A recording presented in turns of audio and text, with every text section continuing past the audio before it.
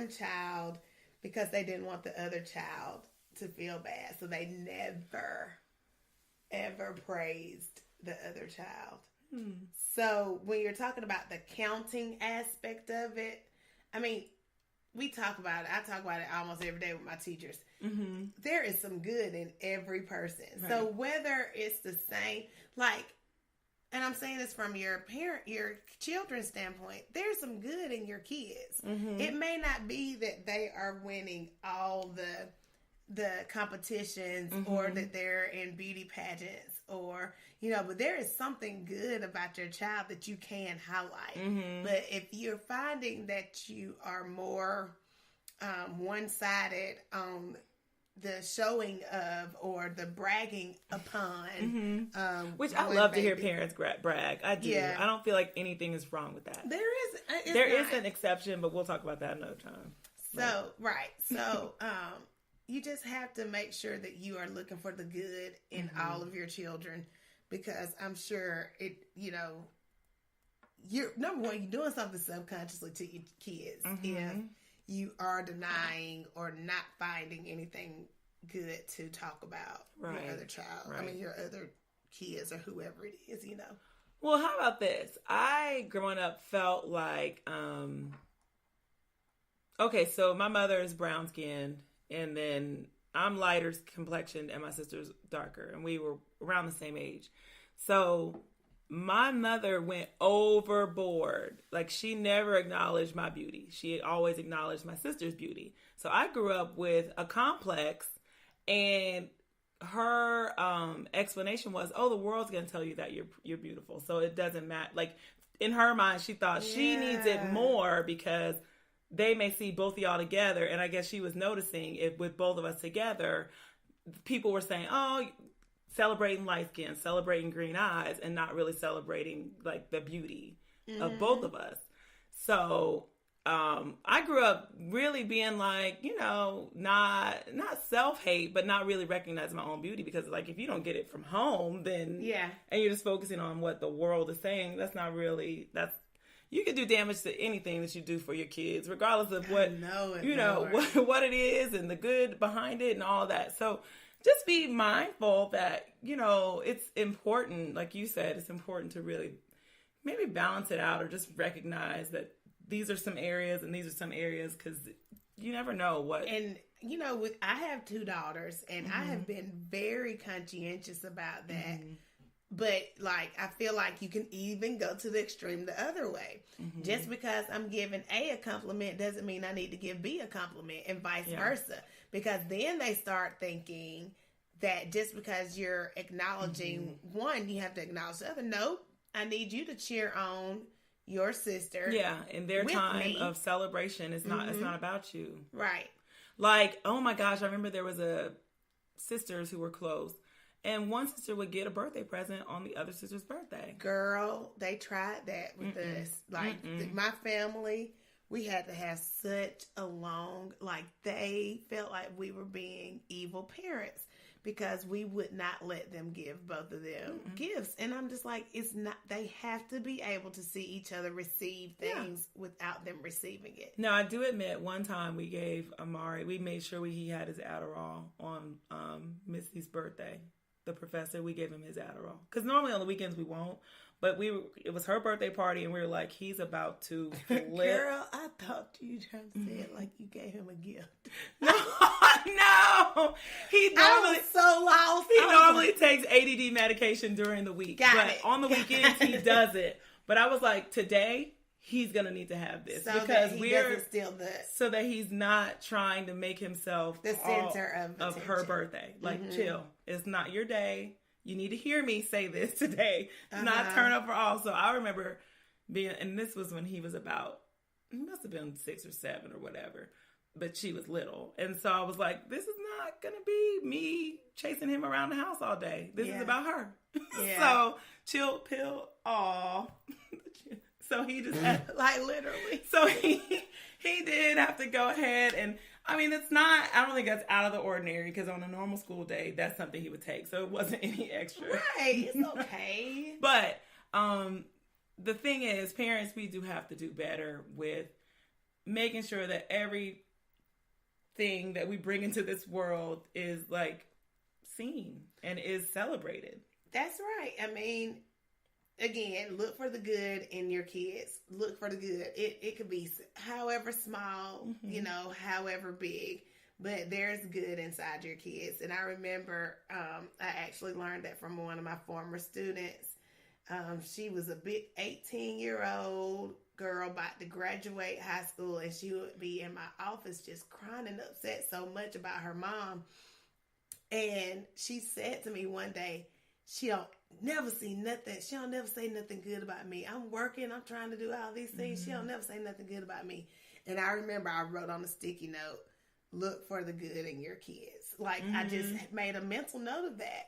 Because it's so important. Because if you don't ever acknowledge, they will always feel insecure, like they're not good enough, like they're, you know. Because that's going to come anyway. Yes. Like, we're human, so we're always going to feel like that. So we're, as parents, are the people who are supposed to try to at least validate a soft place. Exactly. And I know it's so easy. Oh my gosh, it's so easy to get caught up in all the things that aren't done, all the things that aren't good enough. It's real easy. Girl, you know you heard me fussing today. You have to check yourself daily on stuff like that, though. You do. I mean, and I even have to balance it out. I'm like, why am I saying the same name all day long? Like, I need to switch it up because I'm tired of hearing myself say the same name. Yeah, yeah. And then why am I saying his name more than hers? Or why am I saying her name more than his? Or, you know, what is this dynamic where I feel like I'm focused on it? It's so hard. Right. Like, I got to let it go. And my oldest baby, she does get the name called more. But I have, because the youngest baby's smart. She ain't crazy. She playing this baby to being the baby to the T. Like, she is an expert at it. Yeah. And so I have started saying, I mean, you too, B. You know, like, I'm not just talking to A, I'm talking to you too, B. Like, it's always, she's like, okay, yes, mommy. But you do have to balance that. Because then I realized, and it's so hard because my baby, my eldest child she's very mature and pretty responsible for a 7-year-old. Yeah.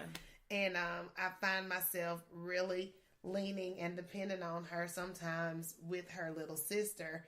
So I had to take a step back and say, it's not fair for me to put that pressure on her because youngest baby is smart too. So she can handle some figure of the it stuff. out. Yeah. Okay. Well, that was all we got to do better. We got to do better, parents. That list is long, so we're going to have a lot of I love it. fun things to that talk was about. Good. I like it. So, yes. So, speaking of yes, our next segment is where, what, when. So, you wear what, when? Is this right for this time and place? Or, I don't know. I wanted to talk about underwear. I like it. Actually, I don't. Well, I'm not going to tell all your secrets. We will talk about undies. Not bras, but actual undies first. Because you can talk about bras, I'm sure, all day. Actually, I can.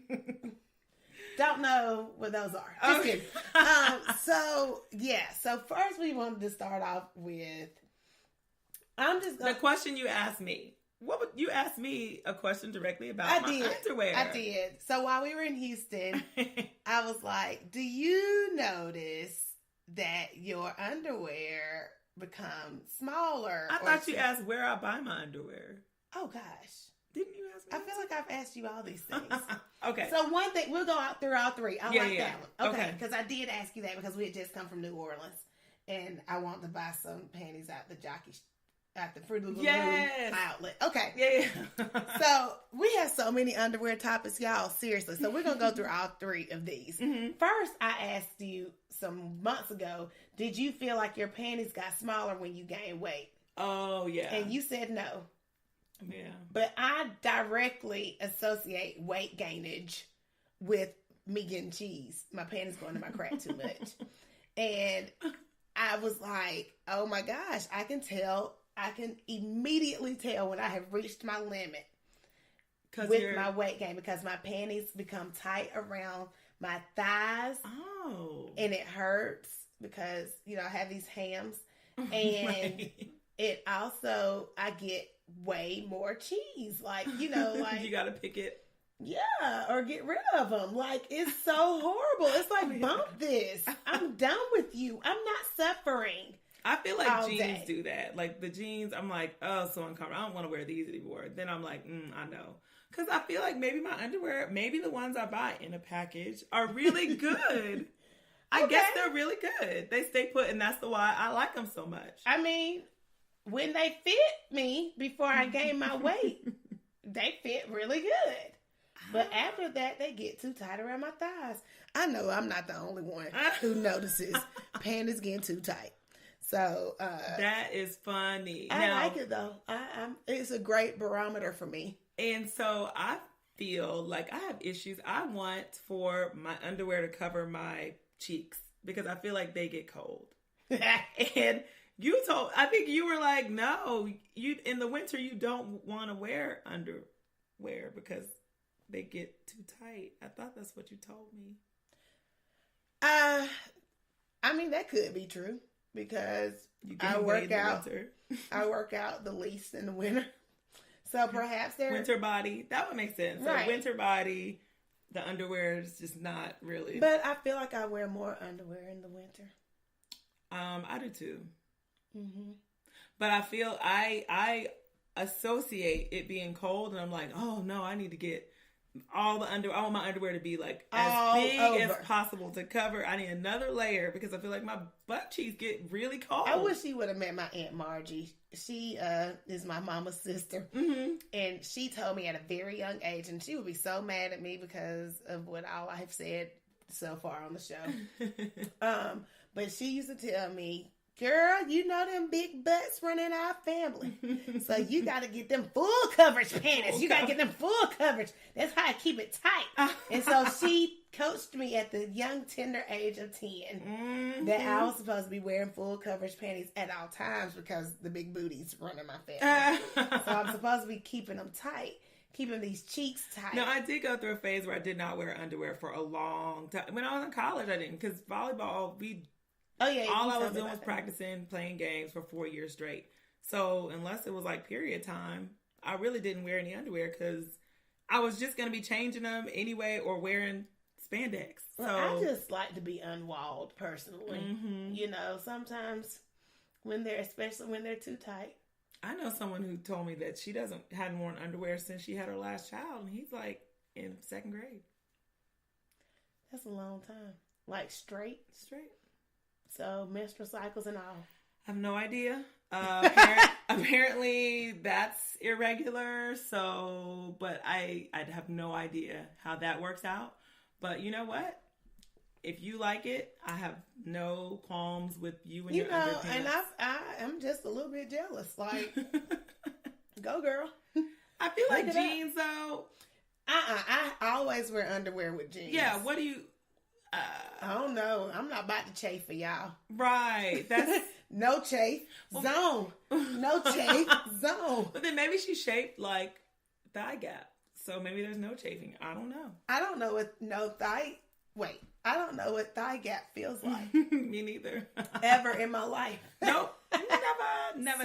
That's out of my lane right there, honey. Okay, so underwear. Now, what about bras? Now, I can get cheap bras. It doesn't matter. You can buy whatever. I don't know. I don't even know when you have a bra on or when you don't. Don't worry about me. No idea. It's my little secret. Now, me on the other hand, I have to spend lots of money. I feel so bad for y'all. Like, I don't know how y'all spend $60 and $70 on a bra. 80, 90. 80, 90? Girl, for a good one, yeah. These women need to, that's a got to do better. You need to have a good bra that is supporting you and not you supporting it. I just like, what are you doing? Why is it? Okay, so where is your place of preference for bra purchasing? So I've gotten to a point where I found a brand. Mm-hmm. And then got size for that brand. Mm-hmm. And what so now it's Wacal, WACAULAOAL. And they're at, I get them at Nordstrom Rack, catch them on sale. Did they measure you at Nordstrom? No, I got measured at Dillard, but the same brand. Okay. So I just figured the brand. And so now I don't have to go back to Dillard's. And so are there specific brand specialists